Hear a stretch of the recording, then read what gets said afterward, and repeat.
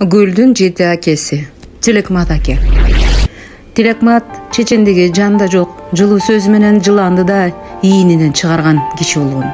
Анын калыстыгы, таразадай тактыгы азыркыга чейин насаатталып айтылып келет.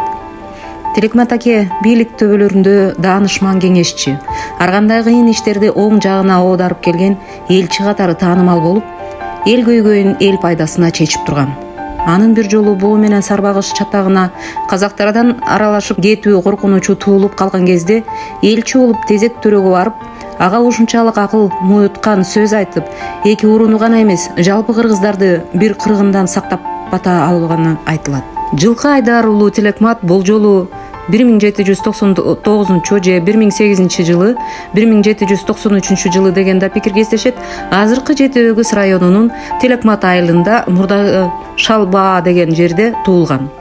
Атасы Жылкы Айдар, анын атасы Алымбек, анын атасы Кампир, Кампар. Ал болсо Төлөктүн уулу, Төлөктүн атасы Торойчу, алардын атасы Сарбаргы. Тилекматтын тегин манасчы Жусуп Мамай кытайлык Черик урусунан десе, философ окумуштуу Маматемин Эркебаев түштүк жактан, азыркы Каракулжа тараптагы Ажике өрөөнүн келгендери деп айтат. Бир топ булактарда Адигиненин Сарбаргы урусунан экендиги, дагы башка булактарга Бугунун Белек урусунан болору белгиленет.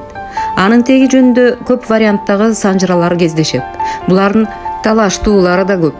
Мунун баары анын тагдырындагы көп окуяларга байланыштуу. Алар өзүнчө чоң сөз. Жылкы Айдардын энеси Күмүшай же Айымжан Какшаалдын Кажабагыт деген жеринен, Алымбек Каракулжадан кол курап өтүп Какшаалда бек болот. Ал жердегилер бийлик талаштан уламаны өлтүрмөкчү болгондо экинчи аялы Күмүшай менен качып кетет. Дагы бир маалыматта мындай айтылат. 5 бектин бири болуп Каракулжанын Ажике өрөөнүнөн барган Кампар уулу Алымбек би дайындалган. Кийинчерээк Кытайлар менен Торугар ташуусунда катуу согушта Алымбек би жарадар болот. Ал кансырап алы кетип, аялы Ажаркынга аманат айтат. Досу Боорсок бийге барып жардам сурап, боюңдагы баланы аман эсен көз жарып, эркек төрөсөң атын Айдар кой, кыз төрөлсө өзүң бил деп табыштап, аман эсен болсом кайтып келермин дейт. Ажаркын аман эсен төрөп, Боорсок би азан чакырып, Алымбек доосунун айткан аманатын аткарып, балага Айдар деген ат коет. Боорсок би кызы Күмүшайга бир назар би менен куда болушуп, келип алып кетишсин деп кабар берет. Тилекматтын теги тууралуу ушундай ар кыл маалыматтар кездешет. Атасы Жылкы Айдардын сөөгү бирөөлөрдүн айтуусунда Каракулжанын Сарыбулак деген айылында болсо, бирөөлөрдүн айтуусунда Түптүн Талды суусунда. Тилекмат чечендеги жанда жок, жылуу сөзү менен жыланды да ийининен чыгарган киши болгон. Анын калыстыгы, таразадай тактыгы азыркыга чейин насаатталып айтылып келет. Сартаке ага тилешим бактылуу адам. Ал калайык калк үчүн жаралган. Аны карегимдей, жүрөгүмдөй баалаймын. Ал барында телегейим тегиз, деним таза, жаным жанатта деп баа берген экен. Тилекматты калк аябай сыйлаган, жогору баалаган, андыктан ал тууралуу жакшы кептерди көп чыгарган. Мисалы, мындай баян айтылат. Тилекмат жаңы төрөлгөндө бир назар бир токойдон жаңы жыгач алдырып келип, бешик жасатып жатканда үйүнө бир дубана келип, бешик жасап жаткан кишинин жанына отуруп, жыгачты кармалап көрүп, бир назар бий, могу жыгачка булбул уя жасап, булбул тууган жыгач экен. Мен билген билериме караганда бул бешикте жаткан уулуңуз дубанда жок чечен болот дейт. Анда бир назар би айтканың келсиң дубана деп алкаган экен. Ошол дубана айткандай Тилекмат адамда жок чечен болгон экен. Дагы бир сөздөрдө бир назар би татаал тагдырдагы Айдар деген баласы бар бир келинге нике кыйдырып алат да, ошол бала жылкы кайтарып, жашынан тири карак болуп өсөт. Би ал балага азан чакыртып, Жылкы Айдар деген ат берет да, өз баласы катары асырайт. Бир күнү Жылкы Айдар күндүз эле жылкы кайтарып жатып түш көрөт. Аны ойготуп алган өгөй атасы бир назар кандай түш көргөнүн сураганда, ал Ысык көлдүн эки башындагы ушундай бир келишкен көк теректердин башын бириктире албай жатып, акыры бириктирдим эле. Ошондо сиз келип ойгонуп кеттим дейт. Бир назар би баланын түшү тууралуу тилин оозуна каттырып, боз бээ союп түлөө берет. Кийин уулуна кыз тандатып, уулу жигиттер менен кыз издеп, акыры Барскоондон Шекер деген кызы жактырат. Жылкы Айдар менен Шекер биринчи уулунун атын Тилекмат коет. Андан кийин да 3 уулду болот.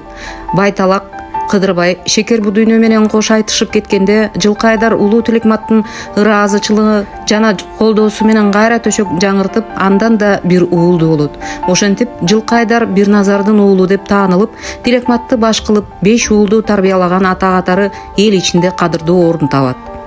Бир жолу Каркырада казак-кыргыз чогуу отурган жерде казактын бир карысы аскалуу зоо өлбөйт, агыны катуу суу өлбөйт, ар күнү чыккан күн өлбөйт деп билермандарына жан жагына карап коет. Ошондо улага жакта отурган жаш кыргыз жигит Тилекмат аскалуу зоону кар басып, кар алдында жатса, анын өлгөнү эмнеси? Агыны катуу сууну муз каптаса, үстүн жаманы да, жакшысы да тебилеп өтсө, суунун өлгөнү эмнеси?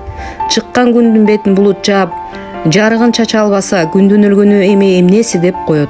Ошентип сөз эрөөлүндө кыргызга намыс алып берет.